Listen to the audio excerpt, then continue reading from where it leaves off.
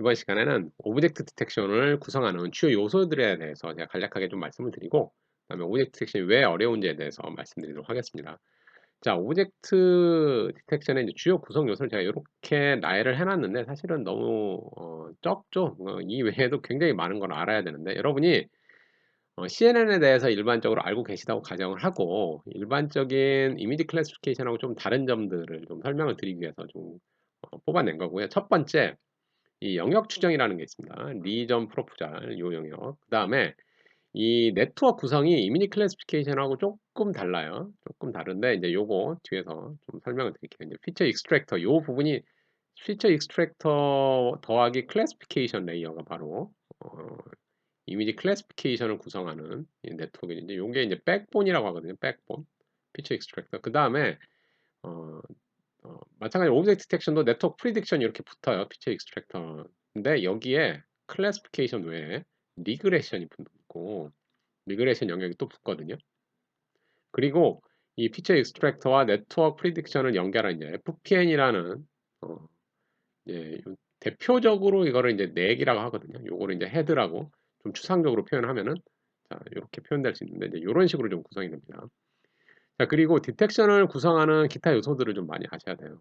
IOU가 어떤 건지, 이게 이제 매트릭인데, 이거 IOU 설명은 이제 뒤에서 나올 거니까. 그 다음에 NMS가 어떤 처리를 하는지, 뭐 MAP라든가 또 앵커박스라든가, 이 외에도 굉장히 이 이미지 클래시피케이션에서 알았던 것보다 훨씬 더 많은 요소를 알아야 돼요. 그래서 이게 알아야 될 것들이 상당히 좀 많습니다.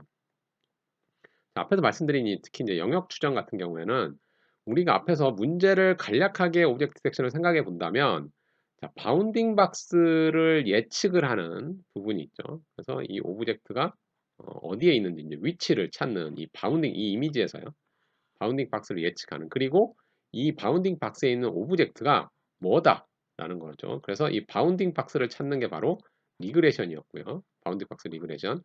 그다음에 이 오브젝트가 뭐다라고 인지를 하는 게 바로 분류를 하는 게 바로 클래시피케이션이었죠. 클래시피케이션.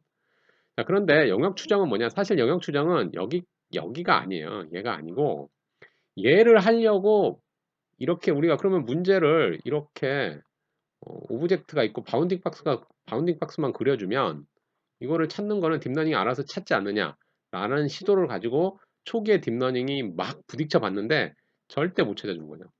이게 찾기가 아주 예측 성능이 형편없었던 거죠. 이런 이미지 세트에 이제 이런 거를, 물론 이제 여기 오브젝트가 여기 있고 또 어떨 때는 또 여기 있고 오브젝트가 다른 위치에 또 있었기 때문에 이런 부분들을 찾아주는 게, 이런 부분으로 딥러닝을 학습을 해봐야 로스도 어마무시하게 커졌고요. 예측 성능도 그렇게 좋지 않았어요. 이슈가 뭐였냐면은 이 오브젝트가 있을 만한 위치를 제대로 알려주지 않은 상황에서 이렇게 바운딩 박스가 넣었다가는 이거를 이런 식으로 학습 데이터를 넣었더니 예측은 얘가 여기 좀 사람이 있는 것 같은데요. 여기하고 여기하고 어떤 바운딩 박스 간에 학습을 하면서 정확하게 매칭을 시켜주지 못하는 문제들이 나오게 된 거고요. 그래서 이렇게 막무가내로 바운딩 박스만 넣어서는 안 된다.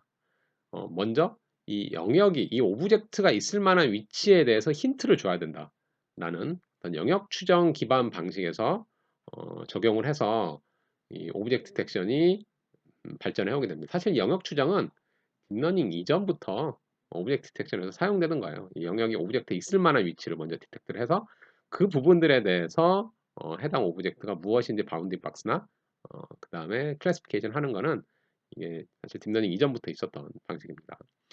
자, 일반적인 오브젝트 디텍션 모델을 한번 살펴볼게요. 이거 잠깐만 지우고요. 자, 일반적인 오브젝트 디텍션 모델을 보시면 이제 이렇게 표현이 될 수 있어요.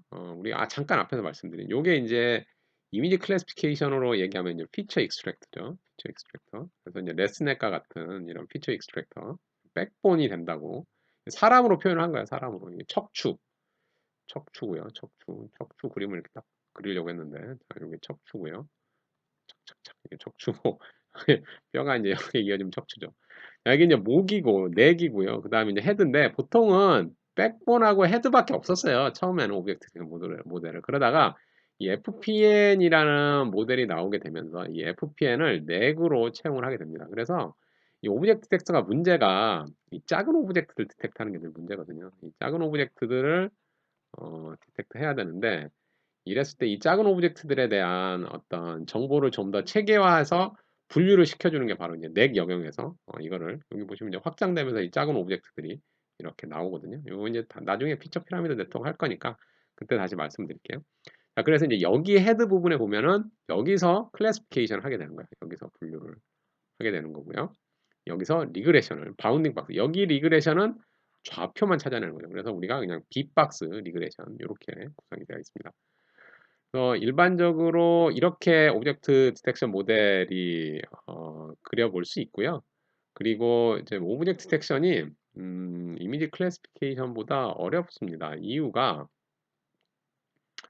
첫 번째, 이 클래시피케이션과 리그레션이 동시에 수행이 돼야 돼요. 이게 우리가 지금 그 레이어 단에서 클래시피케이션 그 다음에 리그레션 이거를 동시에 얘를 레이어를 두 개를 만들어 줘야 되는 거예요. 클래시피케이션 만들고 그 다음에 리그레션 만드는 뭐 레이어 두 개 만드는 건 어렵지 않죠. 근데 문제는 이제 로스 함수 이 로스가 클래시피케이션도 좋고 그 다음에 리그레션도 당연히 좋아야 되죠. 얘도 좋고 얘도 좋고 이렇게 이게 토탈 로스가 다 좋아야 되니까요. 자, 이러면서 이런 어떤 로스 함수에 대한 설정 부분들도 좀 만만치 않게 되는 거예요. 일반적으로는 우리가 딥러닝 모델 우리가 흔히 아는 딥러닝 모델은 클래시피케이션이면 클래시피케이션, 리그레션이면 리그레션 그거밖에 없어요. 네. 오브젝트 세션에 이걸 하려고 하더니 오브젝트는 클래시피케이션과 리그레션을 둘 다 적용을 해야 되는 거고 여기에 대한 로스가 둘 다 최적화가 다 좋게 돼야 되는 거예요. 얘만 최적화돼서 좋은 성적을 거둘 수 없고요. 얘만 최적화돼서 좋은 성적을 거둘 수 없다.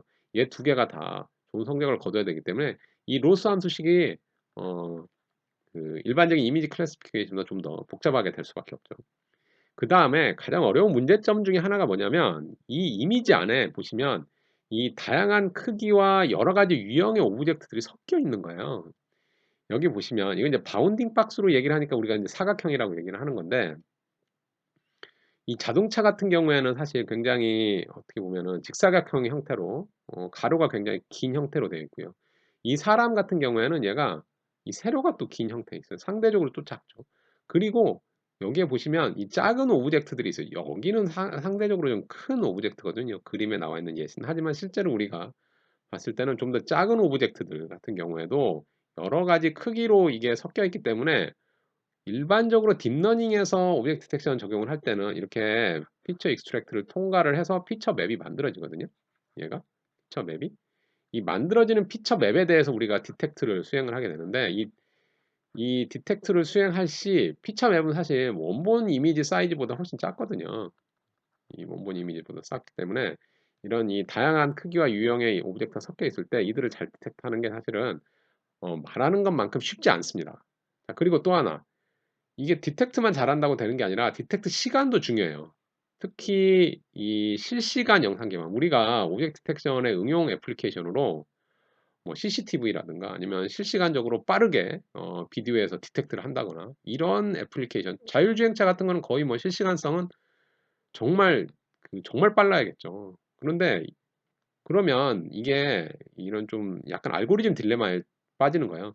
알고리즘의 성능을 좋게 하면 당연히 복잡한 로직을 써서 좋게 해야 되겠죠. 그럼 이렇게 하다 보면 어떻게 되냐면 수행 시간이 떨어져요. 알고리즘 성능은 높아지는데 사실은 시간은 떨어지는 사실 이건 딜레마예요. 이건 어쩔 수 없어요. 그런데 우리는 시간도 높여야 되는 이런 요구사항이 있는 거죠. 오브젝트 디텍션. 그 다음에 이거 역시 문제예요. 명확하지 않은 이미지. 이게 이제 오브젝트 이미지가 명확하지 않은 경우가 있고 왜 앞에 말씀드린 이제 작은 오브젝트도 있는데 요런 거 작은 오브젝트가 이제 명확하지 않은 경우. 그 다음에 이게 그 디텍트 해야 될 오브젝트가 차지하는 비중이 높잖아요. 이거는 어떻게 보면은 이게 차가 큰 게 있어서 전체 이미지에서 오브젝트들이 차지하는 비중이 좀 높은데 일반적으로 보면은 전체 이미지에서 배경이 차지하는 이걸 이제 배경이라고 하거든요. 백그라운드. 이 백그라운드가 차지하는 비중이 훨씬 높아요. 그래서 백그라운드를 잘 디텍트를 안 하는 게 답인데 백그라운드를 잘못 디텍트를 해버리는 경우가 생길 수밖에 없죠. 지금. 자, 그리고 데이터 세트도 부족합니다. 여러분들 이미지나 클래시피케이션에 사용된 데이터 세트 뭐 수만 장 우리 일반적으로 우리 보통 뭐 수십만 장 이상 또 수백만 장 이상 그 이미지 클래시피케이션을 만들 수 있거든요.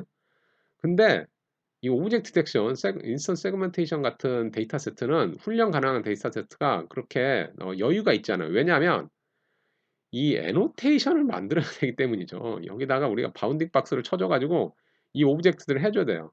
오브젝트가 하나면 그나마 나은데 오브젝트 여러 개예요. 이런 오브젝트, 이런 오브젝트, 이런 오브젝트 다 있어요. 그러면 이거 오브젝트 다 바운딩 박스 해 줘야 되잖아요. 이게 진짜 수작업을 해야 되는 경우에 많은 자본과 리소스가 투입될 수밖에 없는 현황이거든요. 그렇기 때문에 이 데이터 세트가 부족한 문제 때문에 요런 다양한 이유 때문에 이 오브젝트 디텍션이 쉽지 않습니다. 이게. 자, 이번 시간에는 오브젝트 디텍션의 주요 구성 요소, 그다음에 이제 오브젝트 디텍션이 왜 어려운지에 대해서 말씀드렸습니다.